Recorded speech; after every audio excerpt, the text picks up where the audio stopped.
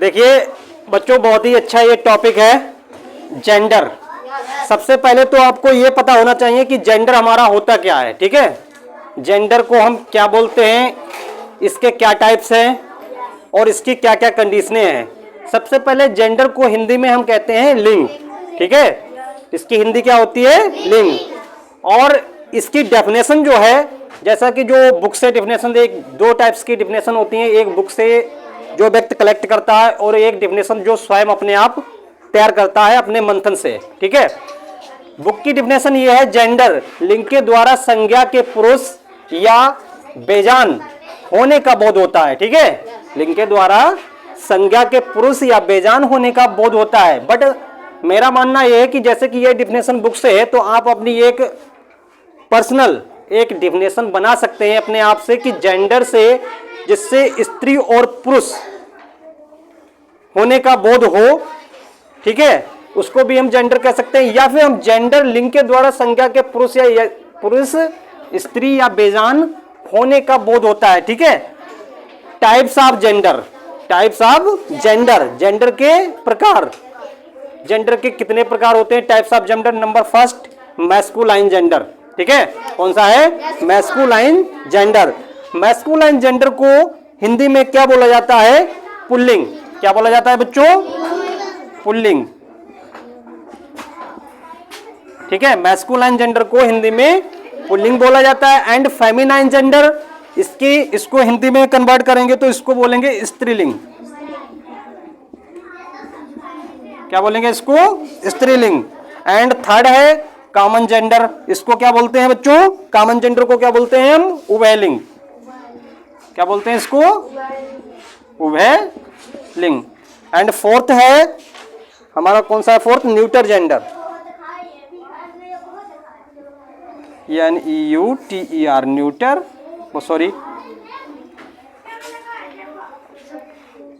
Sorry, इसको neuter gender को बोलेंगे हम नपुंसकलिंग। क्या बोलेंगे, नपुंसक। क्या बोलते हैं इसको, नपुंसक लिंग। ठीक है बच्चों, अब ये हो गए हमारे 4 हो गए और ये हिंदी में भी कन्वर्ट हो गए। पहला होता है मैस्कुलाइन जेंडर जिसको बोलते हैं हम पुल्लिंग।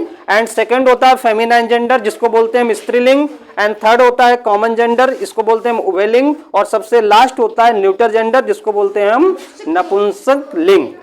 अब बात करते हैं कि हम इसको कैसे पहचानेंगे कि ये मैस्कुलाइन जेंडर है, ये फेमिनाइन जेंडर है, ये कॉमन जेंडर और ये न्यूटर जेंडर है।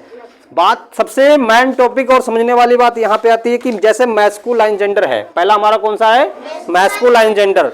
मैस्कुलाइन जेंडर को हिंदी में आपको जैसा कि मैंने बता दिया है, एज यू नो, कि इसको हम पुल्लिंग बोलते हैं। क्या बोलते हैं इसको, पुल्लिंग। इसकी डेफिनेशन है, इससे पुरुष प्राणी का बोध होता है। ठीक है बच्चों, इससे पुरुष प्राणी का बोध होता है। मैस्कुलाइन जेंडर से ये पता लगता है कि ये चीज पुरुष प्राणी है, जैसे man, boy, father and brother. ठीक है, ये सारे क्या हैं, ये पुरुष प्राणी हैं या नहीं है, पुरुष प्राणी है। यस, ये सारे क्या हैं, पुरुष प्राणी हैं। इसलिए ये हमारा क्या हो गया, मैस्कुलाइन जेंडर हो गया। जिससे पुरुष प्राणी का बोध होता है वो हमारे क्या होते हैं, मैस्कुलाइन जेंडर। अब बात करेंगे उसके बाद में, आज सेकंड नंबर पे आता है फेमिनाइन जेंडर। फेमिनाइन जेंडर को हिंदी में स्त्रीलिंग कहते हैं। क्या कहते हैं, स्त्रीलिंग। स्त्रीलिंग की डेफिनेशन है, इससे स्त्री प्राणी का बोध होता है। इससे क्या पता लगता है कि स्त्री है या नहीं है, मतलब स्त्री प्राणी का बोध होगा। जैसे women, girl, mother, sister, ETC। ETC का मतलब है इत्यादि, कोई भी, इसके अलावा और भी कोई भी हो सकते हैं। ठीक है, तो आपको क्लियरली समझ में आ रहा होगा कि फेमिनाइन जेंडर क्या होता है और मैस्कुलाइन जेंडर क्या होता है। ठीक है, उसके बाद में बात करेंगे कॉमन जेंडर की। कॉमन जेंडर जो है हमारे, इसको हिंदी में हम बोलते हैं उभयलिंग। क्या बोलते हैं इसको, उभयलिंग। इससे ऐसी संज्ञाओं का बोध होता है जो पुरुष और स्त्री दोनों के लिए प्रयुक्त होते हैं। मतलब अब यहाँ पे बच्चों थोड़ा कंफ्यूजन वाली बात है, मुझे लग रहा है यहाँ पे थोड़ी सी कंफ्यूजन रहेगी बच्चों को कि सर ने ये क्या चीज हमें बता दी है कि इसमें जो है कॉमन जेंडर में इससे मतलब पुरुष भी आ जाते हैं और स्त्री भी आती हैं। ऐसी क्या चीज है ये, कोई डाउट वाली चीज नहीं है। कह रहा है कि उभयलिंग, इससे ऐसी संज्ञाओं का बोध होता है जो पुरुष और स्त्री दोनों के लिए प्रयुक्त होते हैं। पुरुष और स्त्री दोनों के लिए प्रयुक्त होते हैं बच्चों। जिसमें सिंपली फंडा ये है, जिसमें आप समझ लो, जैसे डॉक्टर क्या है, डॉक्टर, डॉक्टर क्या है, डॉक्टर। और क्या हो गया, टीचर, क्या हो गया, टीचर, ठीक है। और क्या हो गया हमारा, स्टूडेंट, क्या हो जाएगा बच्चों, स्टूडेंट।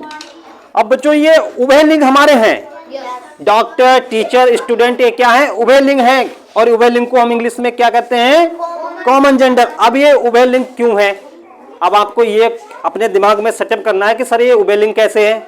आपने बता दिया, ये उभयलिंग इस तरीके से है, मान लिया आप किसी डॉक्टर के पास में जाते हैं, ठीक है, वहां पे डॉक्टर अगर मैडम बैठी हुई हैं, मतलब कोई डॉक्टर अगर स्त्री मतलब वुमेन बैठी हुई हैं, तब भी आप उनके पास जाओगे और सर बोलोगे जाने से पहले, मे आई कम इन डॉक्टर। अंदर जाने से बोल सकते हो आप पहले कि मे आई कम इन डॉक्टर। और अगर जेंट्स बैठा होगा तब भी आप बोलोगे sir may I come in doctor, बोल सकते हो ना। तो वहां पे कंडीशन ये आती है कि डॉक्टर शब्द जो है वो दोनों के लिए आता है, चाहे वो लेडी डॉक्टर बैठी हो और चाहे वो पुरुष बैठे हो, तब भी उनको बोला तो डॉक्टर ही जाएगा, अलग तो नहीं कह सकते हैं। बताओ अगर स्त्री बैठ गई तो उसको डॉक्टर नहीं बोलोगे, कुछ और बोलने लगोगे, नहीं बोल सकते ना। डॉक्टर को हम डॉक्टर ही कहेंगे। ठीक उसी प्रकार से है हमारा टीचर। टीचर का मतलब होता है टीचर, अध्यापक।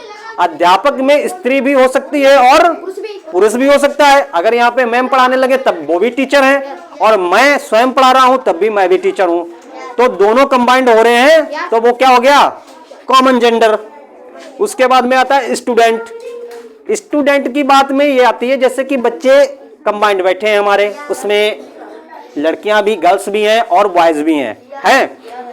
बॉयज और गर्ल्स में हम उनको अलग अलग नहीं बोल सकते हैं कि ये हमारे स्टूडेंट हैं इधर वाले और ये हमारे दूसरे हैं, नहीं कह सकते ना, क्योंकि वो कंबाइंड बैठे हुए हैं, वो सारे हमारे लिए हमारे क्या हैं, स्टूडेंट हैं, क्योंकि उनमें कॉमन जेंडर छुपा हुआ है, इसलिए हम उनको क्या बोलते हैं, स्टूडेंट बोलते हैं।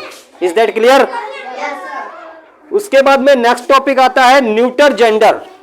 न्यूटर जेंडर क्या होता है, नपुंसक लिंग, ठीक है। इससे डेफिनेशन दी हुई है, इससे बेजानदार संज्ञाओं का बोध होता है, ठीक है बच्चों। न्यूटर जेंडर से क्या पता लगता है, बेजानदार संज्ञाएं, मतलब लाइफलेस थिंग्स, लाइफलेस थिंग्स, जिनमें लाइफ नहीं हो, मतलब जीवन नहीं हो, उनको क्या बोलते हैं हम, न्यूटर जेंडर।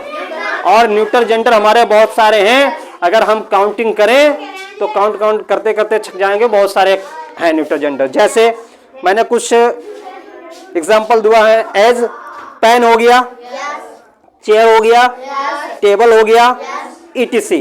अब बात करेंगे बच्चों पेन। ये क्या है हमारा, पेन। ये बताओ इसके अंदर लाइफ है, ये लाइफ वाला या लाइफलेस है। अगर इस पेन में हम स्याही डाल देंगे तब भी ये चलेगा, नहीं डालेंगे तब ये रखा रहेगा, फिर स्याही डाल दी फिर चलने लगेगा। बट कंडीशन ये आती है कि इसके अंदर जीवन नहीं है, ठीक है।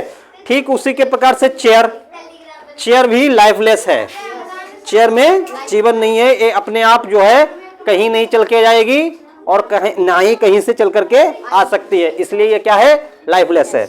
उसके बाद में बात करेंगे टेबल। टेबल मीन्स मेज। I hope you know about of this very well कि टेबल मीन्स मेज। मेज भी जो है कभी भी चल के जो है स्वयं नहीं जाती है, ना ही आती है, इसलिए ये भी क्या है, लाइफलेस है। ETC का मतलब होता है बच्चों इत्यादि या कोई भी, इसके अलावा और भी चीजें हो सकती थी।